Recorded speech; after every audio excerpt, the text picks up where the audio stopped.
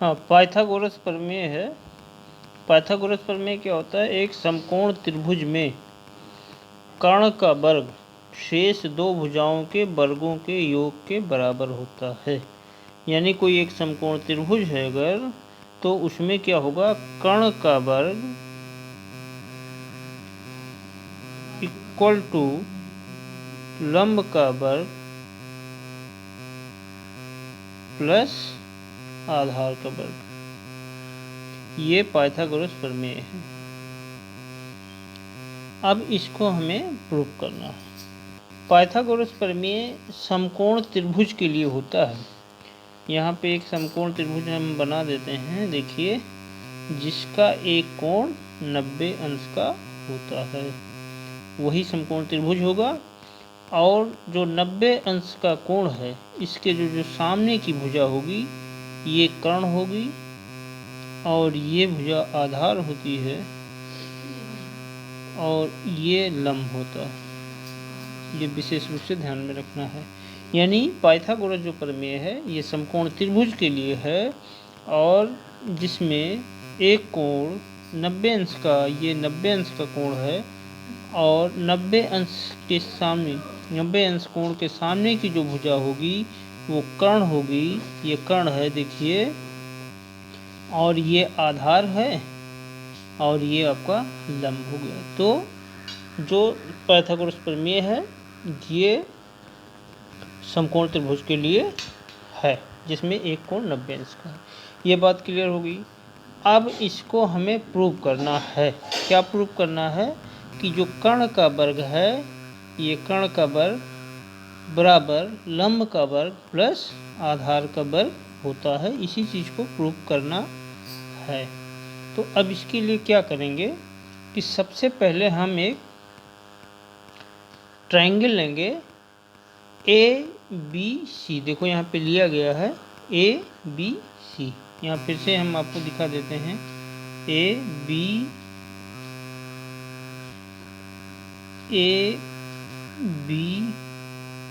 और ये C होगा, ABC।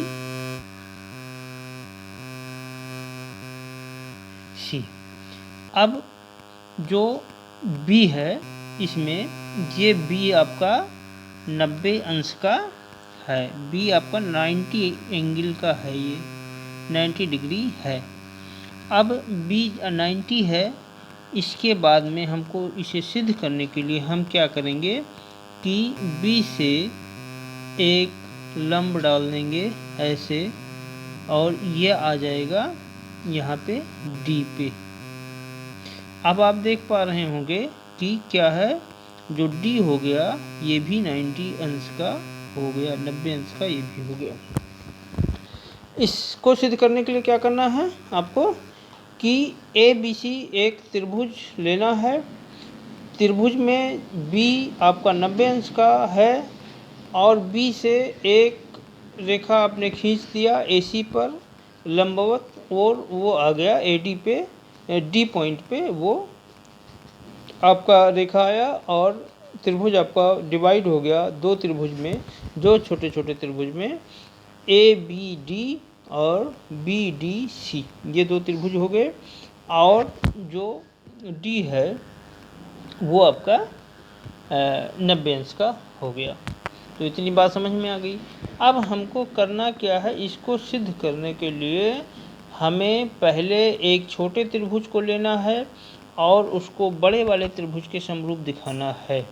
यानी क्या करना है, हमें एक ये वाला त्रिभुज लेना है, छोटा त्रिभुज, और इसको बड़े वाले त्रिभुज जो ABC है इसके समरूप दिखाना है। फिर हमें दूसरा छोटा त्रिभुज लेना है और उसको बड़े वाले त्रिभुज के समरूप दिखाना है। इतना काम इसमें करना है, इम्पोर्टेंट। अब क्या करेंगे कि देखिए, आप त्रिभुज सॉल्व करना शुरू करते हैं हम। तो इसको सिद्ध करने के लिए तो यहाँ पे देखिए त्रिभुज ABD और त्रिभुज आपका ABC, ए बी सी में देखिए त्रिभुज ए बी डी और बड़े वाले त्रिभुज दोनों में हम क्या देख रहे हैं कि जो कोण ए है, कोण ए बराबर कोण ए, ये उभयनिष्ठ है, दोनों में है, उभयनिष्ठ है, उभयनिष्ठ है, दोनों त्रिभुज में है। एक छोटे त्रिभुज की बात करें और एक हम अभी देखो एक छोटा त्रिभुज ले रहे हैं, एक छोटा त्रिभुज और एक बड़े त्रिभुज को कंपेयर करा रहे हैं। ये छोटा हमने लिया ये त्रिभुज और इसको हम अभी बड़े वाले त्रिभुज से जो है समरूप दिखाने की कोशिश कर रहे हैं। तो इसमें हमको क्या मिला कि दो कोण ए जो है वो दोनों त्रिभुज में है, तो इसलिए कोण ए हमारा बराबर होगा उभयनिष्ठ है। इसके बाद देखते हैं कोण ए डी बी में, कोण ए डी बी इक्वल होगा कोण ए बी सी। ये प्रत्येक कोण आपका क्या है, प्रत्येक कोण 90 अंश का है, प्रत्येक कोण जो है 90 अंश का है। तो ये बराबर हो गया आपका। अब क्या मिला हमको, देखिए दो कोण आपके बराबर हो गए, एक कोण बराबर हो गया और कोण आपका डी और बी बराबर हो गया। तो हमको इससे ये मिला कि जो तीसरा कोण है वो भी अपने आप में बराबर होगा। जब दो कोण बराबर हो गए तो इससे हमको मिल गया कि त्रिभुज जो आपका है बी डी सी, त्रिभुज बी डी सी और त्रिभुज आपका त्रिभुज ए डी बी, त्रिभुज ए डी बी, त्रिभुज ए डी बी समरूप हो गया त्रिभुज ए सी बी, ए सी बी। ये कोण कोण समरूपता के नियमों का पालन करते हैं, इसलिए ये त्रिभुज समरूप। यानी अब आपने क्या देखा, एक बड़ा त्रिभुज ए सी बी और एक छोटा त्रिभुज ए डी बी आपस में समरूप हुआ। तो यही हमको दिखाना था। अब ये अगर समरूप हो गया तो क्या मिला इससे, यह नेक्स्ट देखिए, इससे ये मिलेगा ए बी अपान ए सी,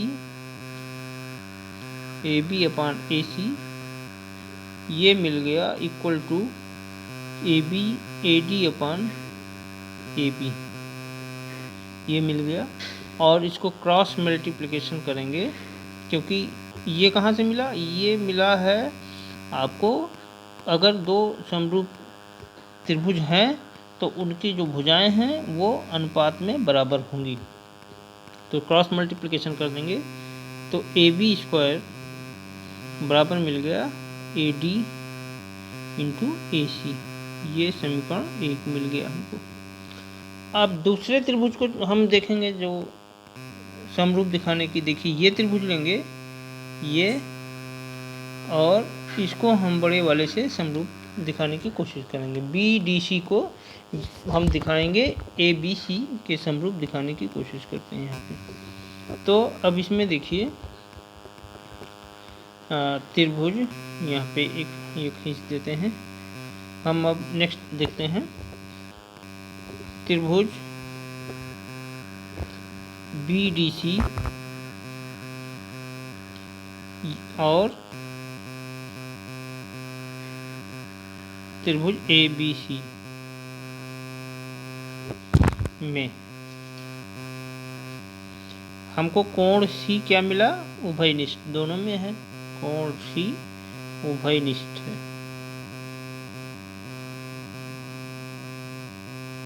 दोनों त्रिभुज में है। इसके बाद और क्या मिलेगा, कोण बी डी सी इक्वल होगा कोण ए बी सी, ये प्रत्येक 90 अंश का है, प्रत्येक 90 है। तो अब दो कोण मिल गए तो तीसरा कोण आपका अपने आप बराबर होगा। और इस प्रकार से हमारा क्या मिला, जो त्रिभुज बी डी सी ये समरूप हो गया त्रिभुज ABC के, समरूप हो गया। और यहाँ से मिला हमें BC अपान AC इक्वल DC अपान BC। क्रॉस मल्टीप्लिकेशन करेंगे, तिरछा गुणा, तो यहाँ से मिल जाएगा BC स्क्वायर बराबर AC इंटू DC। ये समीकरण 2 मिला। अब समीकरण 1 जो मिला था और समीकरण 2, इसको हम क्या करेंगे, जोड़ देंगे। समीकरण 1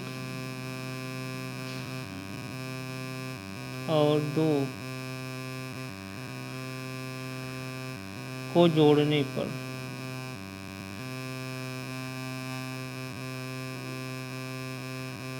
जोड़ेंगे तो क्या मिलेगा, लेफ्ट हैंड साइड जो बाएं तरफ वाला है बाएं तरफ जोड़िए, और दाएं तरफ। अब समीकरण देखिए, एक यहाँ पे मिला था और समीकरण 2 यहाँ पे मिला है, जोड़ दीजिए। AB square plus BC square बराबर AD into AC plus AC into DC।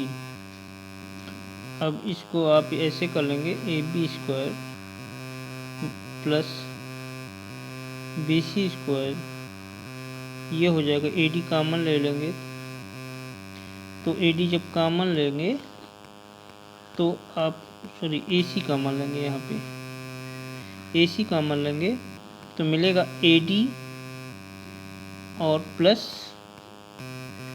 DC। अब त्रिभुज में आप देखिए यहाँ पे कि जो AD और DC, ये यहाँ पे ये किसके बराबर है, ये AC के बराबर है। तो ये आप AC इसके बराबर AC हो जाएगा, यानी AB square plus BC square बराबर AC इंटू AC। और इस प्रकार से आपको मिलेगा AB square plus BC square बराबर AC स्क्वायर। तो इस प्रकार से यही आपको जो है सिद्ध करना था। क्या सिद्ध करना था कि जो कर्ण का वर्ग है वो लंब का वर्ग प्लस आधार के वर्ग के बराबर होगा। तो इस प्रकार से ये पाइथागोरस आपका प्रूव हो गया है। कोई असुविधा होने पे कमेंट से आप फिर से पूछ सकते हैं, और इसको आप पॉज करके धीरे धीरे भी समझ सकते हैं। बहुत ही ईजी भाषा में यहाँ पे बताया गया है। अन्य वीडियो भी हमारे चैनल पे उपलब्ध हैं और अवश्य उसको आप देखें।